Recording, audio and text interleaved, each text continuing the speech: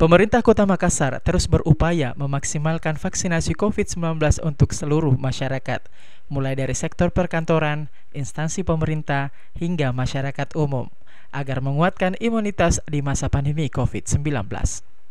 Wali Kota Makassar Muhammad Ramdan Pomanto mengatakan, hingga saat ini Makassar telah mencapai angka 33,98% warga Makassar telah melakukan vaksinasi, di mana Makassar menduduki posisi ke-8 dari 514 kabupaten kota atas penyaluran vaksinasi COVID-19, sehingga target 67% lagi akan terus dimaksimalkan oleh pemerintah Kota Makassar melalui program 5 kelurahan 100% vaksinasi setiap hari.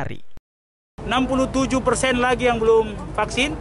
Sekarang posisi Makassar di ranking ke-8 dari 514 kabupaten kota dengan posisi 33,98% yang sudah vaksin. Contoh tadi Medan itu baru 24%. Contoh ini supaya teman-teman bisa membandingkan. Yang kedua, kami telah mencanangkan namanya program 5 kelurahan 100% satu hari, di mana dengan mendistribusikan 47 puskesmas. Satu kelurahan itu ada sekitar 9 puskesmas. Satu puskesmas bikin 3 tim. Sehingga 27 tim ini akan bekerja satu hari total per kelurahan di 5 kelurahan. Sehingga insya Allah kalau itu bisa berjalan baik, 1,5 bulan akan datang, kita bisa mencapai 1,2 juta orang yang kita akan vaksin.